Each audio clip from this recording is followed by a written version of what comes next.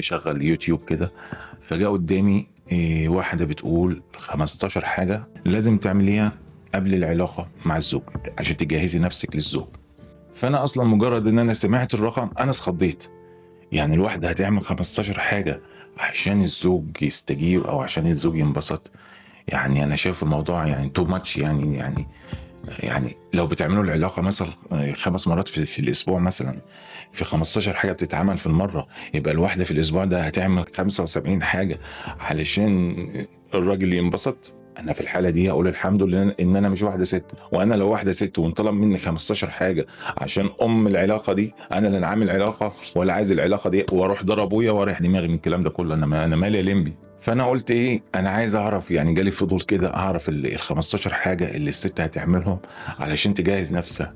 فانا سمعت شويه بتاع 5 دقايق، مش فاكر والله كام دقيقه، كنت انا سايق يعني فما ما ركزتش. فانا جالي كرشه نفس. يعني الواحد لو مراته تعمل له ال 15 حاجه دي هوفر، اقول يعني المجهود ده وفر، يعمل لنا حله كرنب ولا يعمل لنا شويه لحمه، بطاطس باللحمه، ولا احسن من العلاقه دي اللي هتاخد 15 حاجه. نتعب الست، عندها مذاكره عيال وعندها غسيل مش عارف ايه وعندها، وهنطلب منها لا وفر ال 15 حاجه دول وبناقصها ندبرها زي ما ندبرها بقى. فانا قلت انقذ الناس. لو في حد سمع الفيديو بتاع 15 حاجه ده ولسه يا عيني الست بتعمل 15 حاجه، فانا هزايد على هدخل المزاد ده وهقول لك انا مش طالب منك اي حاجه، وهرسيك على الفوله وهرسيك على الموضوع كله، ومش محتاجين ال 15 حاجه دول. هو شاور، هو ال 15 حاجه دول فيهم الشاور. يعني الشاور ده يعني ايه؟ يعني طبعا شاور يعني. خليني اقول لك بقى على حاجه. اللبس الحلو مهم، وتسريح الشعر مهم، والبرفيوم مهم. وحتى لما بتعملي معلمه قوي تولعي شمع بقى وتعملي جو رومانسي وموسيقى هاديه واضاءه مخفيه، مش الحاجات دي كلها لطيفه وجميله وكل حاجه، بس مش هي الاساس.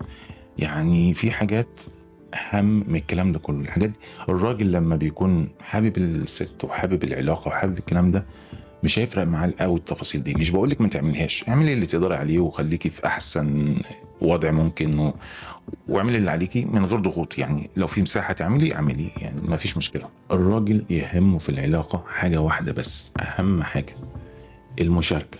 انك تعملي معاه علاقه، مش تسيبيه يعمل معاكي علاقه. في فرق جذري بين الاتنين.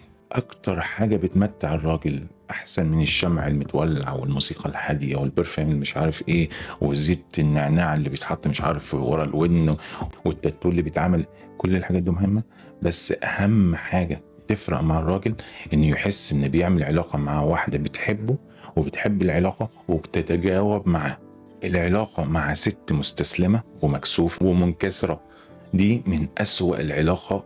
يعني لو انت عملتي، لو خدت الراجل ده ورحت في قصر وبقى في كل حاجة في القصر ده، وبقى وجبت له وعملت معاه العلاقة بالشكل اللي هو اللي انت مستسلمه له وسايباها، يلا يا سيدي اعمل اللي انت عايزه، انا ظبط لك الدنيا واعمل اللي انت عايزه، لا ده فشل فشل. الراجل ده عايز يسمع صوتك في العلاقة، عايز لمساتك، عايز احضانك، عايز حركاتك، عايز تتحركي مره تعملي انت حاجه من نفسك. يعني مش كل حاجه لازم هو اللي يقول يلا كده نعمل كده وانت تقول له ماشي ماشي ماشي.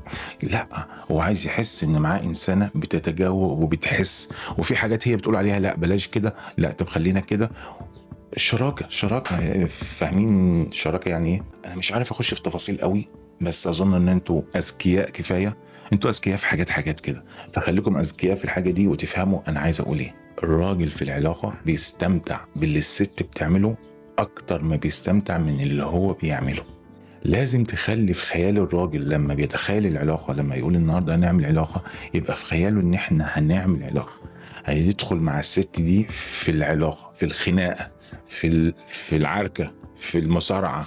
يعني هو دي العلاقه في خياله، مش العلاقه ان هو عليه عبء ان هو يعمل حاجه. لا، هو عنده مشاركه في حاجه. يعني تخيل واحد بيلعب بالضمنه لوحده، يعني حاجه ملل الملل. هتلعب دومنا او هتلعب طاوله لوحدك، او تلعب بينج بونج. تعرف البينج بونج؟ تلعب بينج بونج، تشوط الكوره كده وتجري من هناك عشان تلحق تخبطها وتبقى زي الاهبل كده. فانت لازم تكوني شريكه معاه في كل حاجه، ويحس برد فعل كل حاجه بيعملها. يعني كل حاجه يعني بتتلمسي كده يبقى لك رد فعل، صوت او حركه او غمزه او ايماءه، او يعني مش عايز افسر بقى الله يخرب بيت. فلازم يبقى لك رد فعل لكل حاجه بيعملها، ما يبقاش هو عمل زي ما عملش، لمس زي ما لمس، داعب زي ما داعبش. يعني هو كده، ما هو كده يوفر على نفسه، ما هو كده يعني بيعمل الحاجه وما بيتلاقيش مقابل، هيعملها ليه؟ عارفه انت لما تيجي طبخه وطالع عينيك في المطبخ بقالك 3 ساعات وعامله الطبخه جميله، ويجي جوزك ياكل كده ايه على السريع وهو ماسك التليفون، وياكل وياخد بعضه ويقوم، ولا جوزك بقى يقول لك ويطلع اصوات وهو بياكل الحلاوه دي ويا نهار ابيض ده طعم البتاع ده مش عارف ايه بتحس ان مجهودك اللي انت عملتيه والساعتين 3 اللي انت ضيعتهم في المطبخ، بتحس انهم ما راحوش هباء، بتحس بالمردود بتاعهم. الراجل في العلاقه دي عبء على الراجل، مش عبء وحش بس يعني حمل شويه نفسي انه لازم يأدي كويس، او فمحتاج رياكشن منك، محتاج رد فعل يحسسه انه بيعمل حاجه حلوه عشان يكمل فيها بقى. فانت محتاجه تتفاعلي مع الراجل ده وتعملي كل حاجه زيه وزياده. الست ملهاش ليميت، مفيش حاجه عيب، مفيش حاجه ما يصحش، مفيش حاجه يقول عليا ايه انتوا متجوزين بقى لكم 15 سنه يقول عليك ايه. بس انت لازم تتفاعلي وخد راحتك خالص، يعني مددي. لو وصلتي مع زوجك للمرحله دي، والله لا هيفرق معاه اللانجر الجديد اللي انت رايحه مش عارف جايباه منين، ولا هيفرق معاه الميك اب اللي بقالك ساعه بتحطيه، ولا ال 15 حاجه اللي الست الطيبه دي طلبتهم منك. هو عايزك انت بس، عايزك انت كده. يلا بقى نروح نحارب، يلا نخش المعركة دي، يلا نعمل الحفلة دي. حد فاضي بقى للميك اب بقى والشمع احنا ورانا اكل عيش بقى يا جماعة، ورانا ولا انتوا ايه نظامكم انتوا، ايه حكايتكم انتوا يا جماعة؟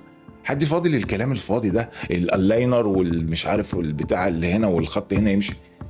والله ما بنشوفش الكلام ده، احنا بنشوف الاداء، بنشوف الرياكشن، بنشوف ابداي من النهارده اتفاعلي مع زوجك شويه شويه بقى، عشان الراجل ما يجيلوش سكته قلبيه ولا حاجه، يعني شويه شويه كده لغايه اما توصلي معاه ان انت راس براس كده، يعني في تفاعل رايح جاي، وفي حاجه بنعملها احنا الاثنين.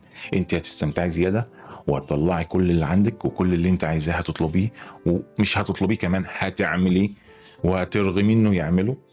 وهيبقى هو حاسس انه يعني عايز يستعد بقى للمعركه دي، يعني عنده حاجه عايز يستعد لها. في عندنا شغل يا فندم، عندنا.